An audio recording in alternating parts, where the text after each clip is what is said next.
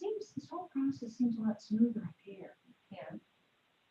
Is it different than downstairs? Could be. I don't know. I think this is a little better, quite frankly. Do you find that, Louise? I like it in this room. I like it better than down there. Hmm.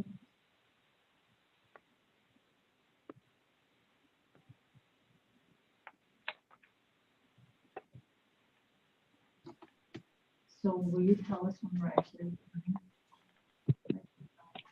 think we already are. Should I stop it? No. No, that's fine. Okay. It's 4:30.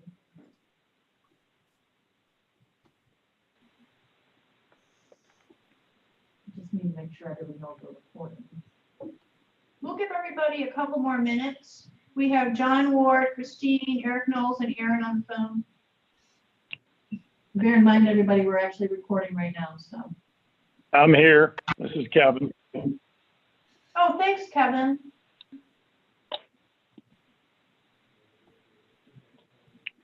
So who's controlling the video and the recording? This is Tracy. I'm here. Nobody. We're winging it. Right. Megan, you're doing it right. Yeah. Yeah, she's doing a great job. Megan is here in the room, and Leanne and Matt, so. I think we're ready to go, guys and girls. Oh, Marty hasn't connected yet, but she will. She's connected.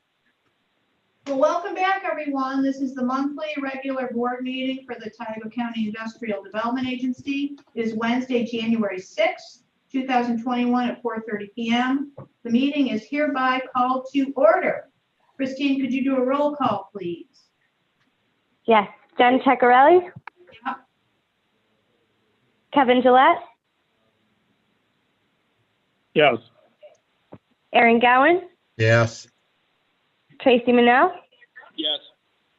Martha Sabrai. Yes. Eric Knowles. Yes. John Ward. Yes. We have our guests, Christine Curtis, Megan Griffiths, Joe Mayer. Is Joe on the phone? No. Where's Joe? Leanne Tinney is here. We have nobody for privilege of the floor this evening. I would ask if everyone has read through last month's meeting minutes, and I would seek a motion to approve the minutes. This is Tracy. So moved. Second, please. Second. Second. Yes. Christine, you want to do a roll call vote? Jen Ceccarelli. Yes. Kevin Gillette. Yes. Aaron Gowan. Yes. Tracy Manel. Yes. Martha Sabrai. Yes. Eric Knowles. Yes. John Ward. Yes. Thank you. Next, we'll go to financials. Has everyone had a moment to review our financials? And Aaron, do you have any comments on that? No, everything's fine, as near as I can tell. Great. I will seek a motion to acknowledge the financials, please. I'll make a motion, John. Kevin. Okay, roll call. Jen Ceccarelli. Yes. Kevin Gillette. Yes. Aaron Gowan. Yes. Tracy Manel. Yes. Martha Sabrai. Yes. Eric Knowles. Yes. John Ward. Yes. Next up is Thank Lee with her economic development and planning update. Hello, everybody. I'll make it quick. Southern Tier Network, I attended the Southern Tier Network board meeting. Southern Tier Network had arranged a meeting with Spectrum representatives, so we could kind of talk about their plan for advancement. I attended that along with Doug Mean. It's a pretty good meeting.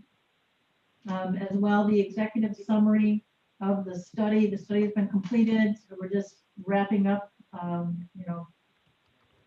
final stages of the executive summary, which I will be sharing with this board at our next meeting. Attended one municipal meeting, the town of Nichols, and responded to one lead from the state on a manufacturing project. As far as COVID, we are continuing our efforts with the Economic Recovery Advisory Council and implementing the strategic plan. Members of Team Tioga are leading those efforts, and everybody's doing a really great job continuing to move that forward. In the village of Owego, we have 18 DRI projects that are ongoing and moving forward. And we have 6 New York Main Street projects that are moving forward as well, working through environmental approvals on those 6 projects. Owego Gardens 2, Christine has on the agenda, but later, so I'll skip over that for now. Land bank, there is quite a lot of activity with the land bank right now. Teresa's preparing a summary of what's happening there, and I'd be glad to share that with you at the February meeting as well. Restore New York, the 2 projects, Owego and Waverly. Waverly's nearing completion. Owego is getting there. They ran into a few complications, but I think that we're working through that. So those projects hopefully wrapping up pretty soon. Housing still in conversation with home leasing, Ithaca Neighborhood Housing Services, and SEP on potential housing projects for somewhere within the county. Workforce, Brett's doing a great job in continuing to advance the relationship with the Broome Tioga Talent Task Force, as well as the Greater Binghamton Chamber. The workforce pipeline study is moving forward. There was an educators roundtable where we had representatives from all districts participating in that conversation. So that was really great. Had some valuable input there. Brett is working on writing a grant application to create a recruitment tool. It was identified that our businesses could use some help when they're looking to recruit people to the area. So far, we've received input from State Line Auto, Crown Cork and Teal, Tioga Downs, Lockheed Martin, Binghamton University, and Three Rivers Development, and helping us to put that plan together for the creation of that tool, which I think will be great. Something that our employers as well as our chamber and tourism office will be able to use. Becca's assisting with that effort as well. On ag, the annual ag district inclusion has commenced. So the press release went out on that. That's the opportunity for properties to be included in the ag district. They have that opportunity once a year. So that process has started. Megan attended new farmers market proposed project that we're pretty excited about, and she continues to work with the property owner there to advance that possibility. And the ag value chain study is ongoing. At this point, we have identified 13 potential grants opportunities. We have 6 grants that are pending right now. We're waiting to hear about. We have 18 grants that are active at this point, and we have completed 2 grants. That was the census count outreach, and also Village of Village of Spencer, Nichols Park Historic Register was approved. So Abby spent quite a bit of time and effort on that, so we're pleased about that. You have, I believe Christine sent out to you some interesting information I just wanted to share with you all related to tax exempt property analysis. Our office had completed analysis on the villages within Tioga County that shows the not only the number of properties that are located within the villages that are tax exempt, but also percentages of assessed value and percentage of total property acreage and such. Some pretty interesting information that we just thought you might all be interested in taking a look at. So if you have any questions on any of that, please let me know. Also, I don't know if we shared it with you, or if I didn't, let me know and I'll get it out to you, but that Megan and Elaine worked on creating a solar map that gives an idea of the impact of solar projects on our agricultural properties. So if I didn't send it to me, just let me know. We'll get it out to you. That too is interesting. Solar in relation to our ag properties. That's it. Thanks, Leanne. Any questions for Leanne?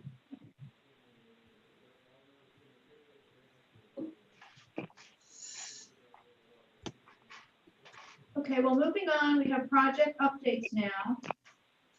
Do you want Christine to cover these, or would you like to cover some? Leanne. So, Christine, did you want me to talk about Amico Gardens, or you want to talk about?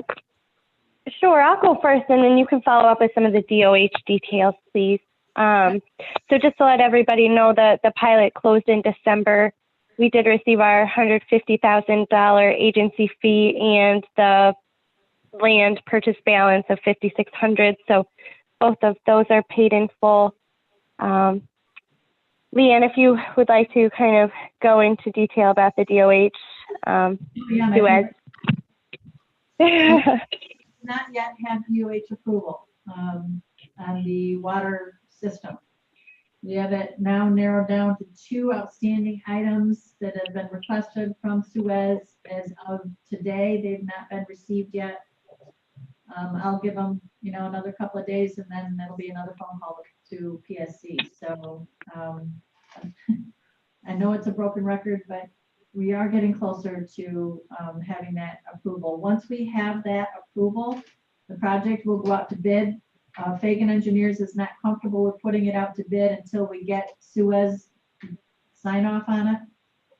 So once we do finally get that okay from Suez, if they're good with it, we're hoping by next week that will go out to bid, anticipating for that work to begin probably next week. Do you have somebody in the waiting room? Yeah, I don't know who that is. Somebody put a. Maybe it's Joe. It might be Joe. Why don't you admit him and then ask who it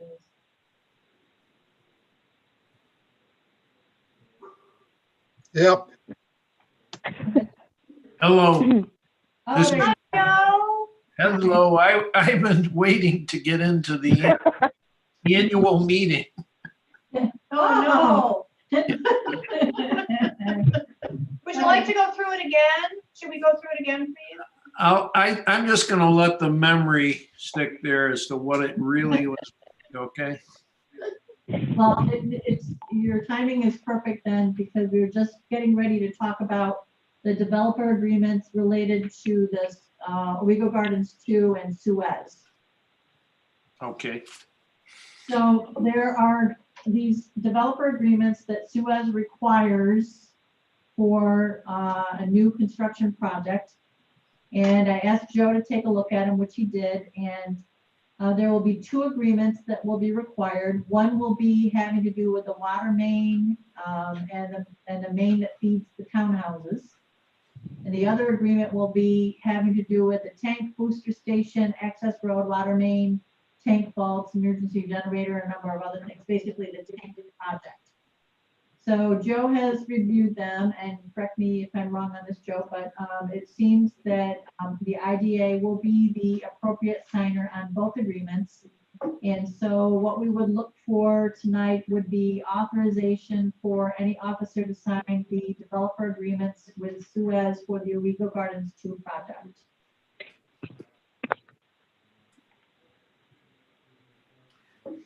I would add this caveat that we haven't actually seen the final agreements yet. But I would expect them to mirror these with the exception of the actual numbers that would be put in. So perhaps the motion then would be contingent upon final review by Joe Mayor. Yes. Let's move forward with that. Joe, would you be agreeable to that? Yes, yes. Okay. Can I have a motion, please? I'll make a motion, John. Thanks, John. How about a second? Second, Tracy. Thanks, Tracy. Christine? Jen Ceccarelli, Yes. Kevin Gillette, Yes. Aaron Gowen, Yes. Tracy Manell, Yes. Martha Sabri, Yes. Eric Knowles, Yes. John Ward. Yes. Thank you. So the only other thing I would add on Wego Gardens is that Home Leasing had anticipated they're starting on December 21st, but we had a little challenge today, given the level of snow we received, so their start has been delayed. I'm waiting to hear back on when they anticipate they will actually begin their part of the project. Of course, we'll have to coordinate our part of the project with that, but Jamie Genzel at Fagan is on top of that. So, and Jamie will be available once we receive the bids back, and he'll open and review and make recommendation, and will be available to the IDA to present and answer any questions you might have once we get to that point. Who has put the field office trailer there? You want? There's a field office Oh, trailer they're getting there. ready. Okay, good. There, yep, good. It showed up last week, I noticed it. That's all I have on Wego Gardens. Christine, you Thanks, want to move? Leanne. Yes. So we've received letters of support from Owego Appalachian School District, the town of Owego, and Tioga County, supporting a 5-year pilot to extend the Central New York Oil and Gas, aka Stagecoach Crestwood pilot, because it's affecting the tax cap limit for all the municipalities negatively. Leanne crafted a really great letter, sent it out to Crestwood today, explaining the situation and asking that they apply for this new pilot agreement. Leanne, did you want to add anything, or? We talked about it previously, and I did finally get it out the door, and Joe reviewed it and he was okay with it. So I can forward it all to you if you'd like, but it's really just a rehash of what we've already talked about. Okay, great.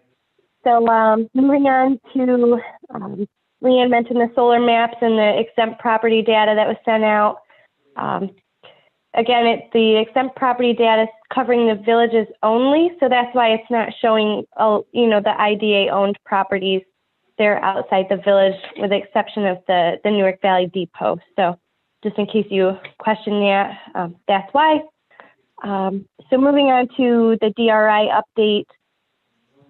If you recall, at the last meeting, Leanne spoke about updating the DRI project that IDA is administering. The board was agreeable to rolling the $290,000 in funding under our existing DRI multi-site project due to the upgrade of the Tioga facilities project.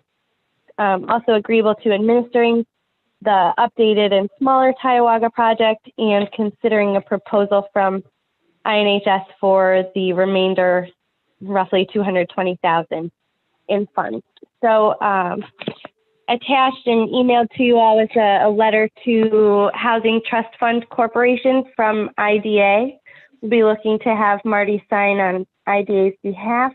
The letter is explaining to HTFC exactly that update to the DRI project, and asking them to give permission to the update. We also sent attached to that letter is the INHS project description, in summary, providing 46 new units of mixed income housing. And then also sent out detail on INHS, the Ithaca Neighborhood Housing Services, just to show you their qualifications and some of their history. So as long as that's still agreeable, we'll be asking Marty to sign that letter and send it out to get permission for this DRI update. If anybody has comments or questions. You go ahead and move on, Christine. Okay.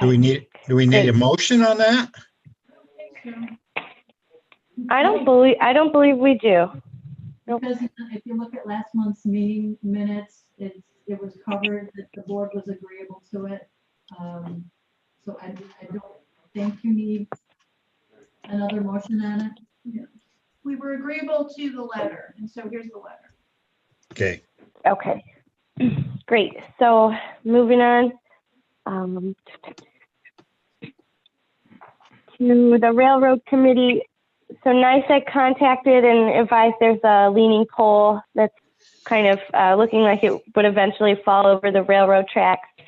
I'll be obtaining quotes for removal and replacement. Those are the two options. So we'll share that with the railroad committee and come back with a recommendation as to what we'll do. The railroads advised that because they didn't put this pole in and they've never used it for operations, that it doesn't fall under their maintenance requirements.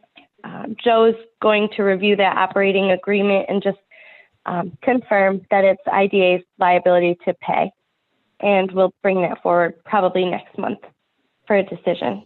The RJ Corman closing was on December 5th, and they've requested an updated consent and estoppel agreement that varies from the one we previously approved and executed. Joe, would you speak to that, please? Yes, I reviewed it, and the only issue that I found, which I feel is significant, in our operating agreement, the operator, in this case RJ Corman, previously Steve May, is required to seek agency approval to transfer the agreement. And of course, using that leverage, we upped our revenues from the railroad going forward. This agreement provides, well, let me step back. What this is, they've obtained financing and they've leveraged their agreement, their operating agreement. They've given a collateral assignment of that. But what the bank is asking is that in the event of a foreclosure, they be allowed to transfer the operating agreement to a new operator without getting the agency's consent. So that's a significant change. And I would think you would want to review that, review the bona fides, if you will, of a new operator. No question. Yeah. Yeah, that seems like a no-brainer. You're the owner, but you don't get to discuss who the next operator is. Yeah, I have no interest in signing anything like that. Okay. All right. Well, I'll go back to Wilbur, and I pointed this up to him, and I received an email back, and I told him I was going to discuss it with the board tonight. He said, "Fine, get back to me," and he would be happy to go back to the bank with any suggested changes that we have. That doesn't mean they're going to agree to them, but we're under no obligation to agree to this ourselves. Obviously, you would want to be helpful in allowing RJ Corman to get financing, but you're giving up a major right that you have under the operating agreement. So he seemed amenable to discussing a change, so I'll go back to him after obviously not tonight, but tomorrow with regard to that issue. But again, I've already highlighted it for him. Thank you, Joe. So wait a minute. You're gonna go back to them. Do you need to email us the information of what you come up with? Oh, yeah, I'll let you know where we finally go with it. Sure. They've sent us a proposed agreement. I got back to him and said, I reviewed it. Here's a major issue I see. I'm going to discuss it with the board tonight, and I would get back with him. So I'll get back to him tomorrow. And I haven't drafted any language, but, it would be language along the line of they can't transfer it without our prior consent. Right. And at that point, we'll get back to you and tell you what we've agreed on. And somebody will have to sign it. So. Oh, absolutely. So the board needs to be able to say, okay. Yeah, no question. No question. again, I reviewed it. This is the only real issue I saw in the agreement. But it's a real issue. And Right. I pointed it up to him, and he said he'd be happy to go back to the bank with any changes or modifications that we require. Well, that's going to be what. Eventually, it's going to, assuming we reach some accord on it, it's going to come back to you for signature. But if we don't, they obviously might have a collateral interest in this security, but and basically most of what the agreement provides is things that you would want or understand, that let's say RJ Corman defaults on payment, they'd have a right to come in and make payment in order to avoid default. Or let's say they defaulted on their insurance requirements. When we give notice to Corman, we give notice to them, and they have the right to come in and cure any defaults. And all that's fine. You'd want to have that. But you also want to control who the next operator is if they end up foreclosing under that collateral assignment. This must be a second layer of financing, or are they doing some of this stuff after the fact of the initial financing, or? It's an well, let me say that, is that John speaking? Yeah. Let me say this, John. You would, I'm not sure that the money isn't already out, but they're Right. just coming back and saying, we want this signed by the owner of the asset. Yeah, So I'm not sure there's new money flowing, sure. but presumably Corman has similar arrangements with this bank for their other facilities. But again, I'll bring it back to, assuming we get to a point where we can agree, it comes back to you. And if it doesn't, then they Yeah, I don't. got a feeling the money's out the door already, so. I think so too. I think so too.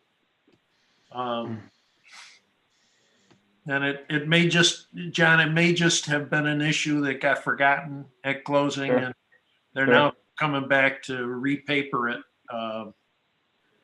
And again, I don't see any problem with them having the right to come back and cure any defaults, and to get notice if there is a default, and we want that, Sure. And they Sure. didn't pay, so look.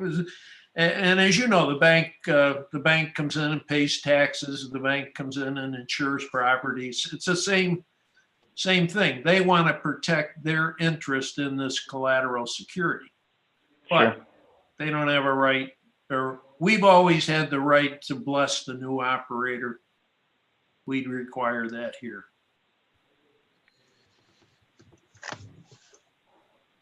Does that make sense, everybody? Yep. Yes. Yep. Okay.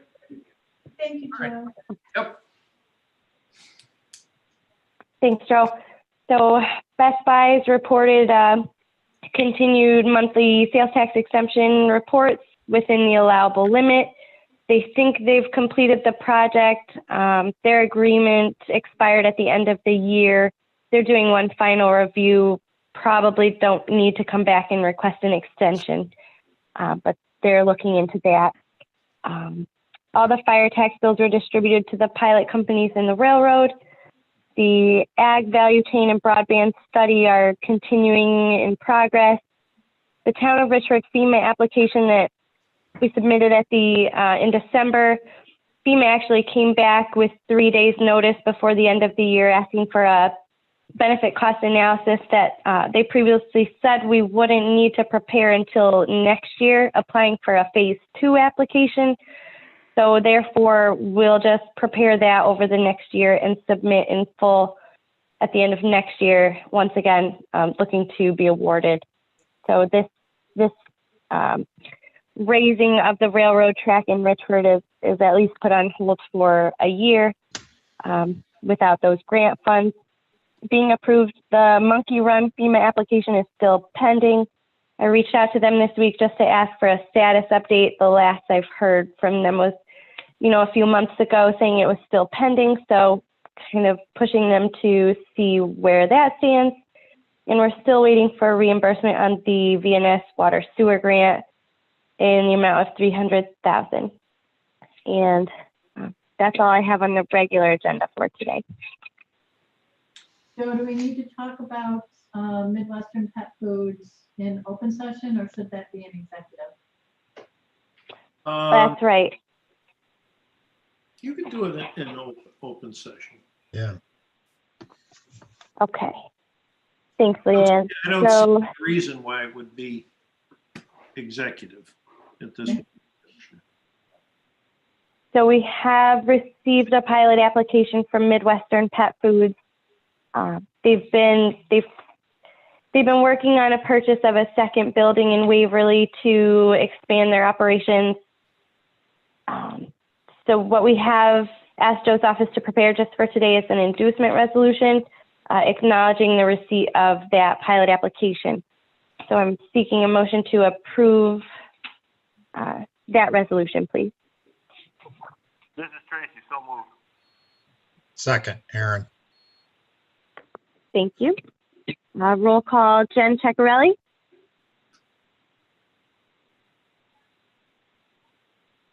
Hey, Jen. Did you hear me? No? now I can. Yeah. Thanks. Thank you. Kevin Gillette, Yes.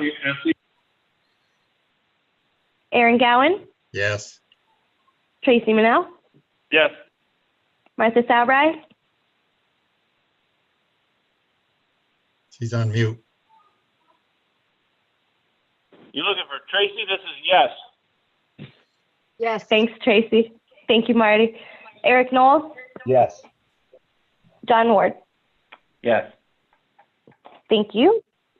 So additionally. Leanne, Yeah, I would ask that we go ahead and set the date for the public hearing. Our intent is to hopefully be able to have the board take a vote on the application at the February meeting. So if we could set the date for the public hearing, and I'm proposing Wednesday, January 20th.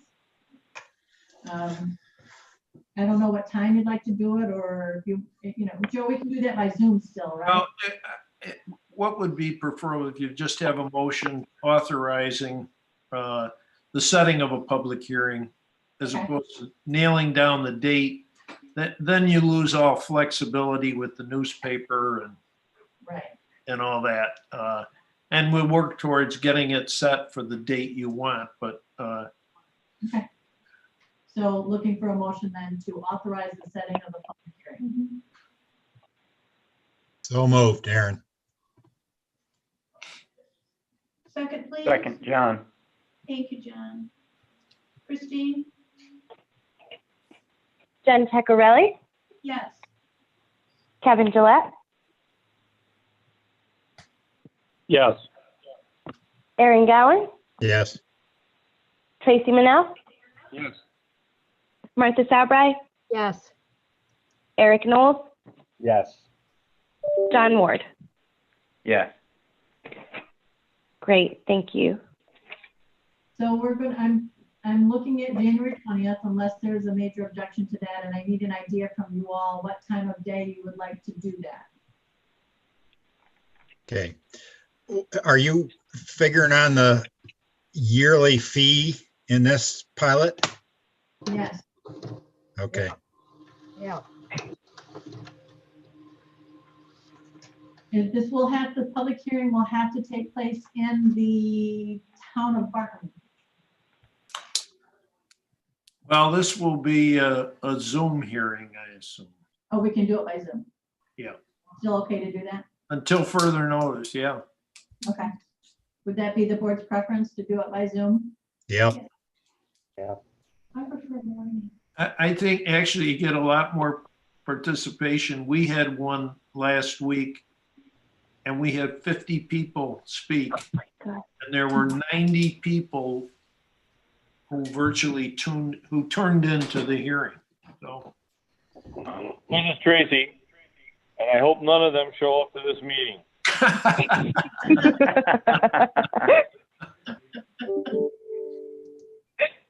So what do we think In time of day, need an idea.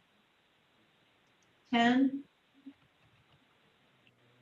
And that's flexible, correct, Leanna? We don't need every member to attend. Is that the case? That is correct. Correct. Okay. Correct.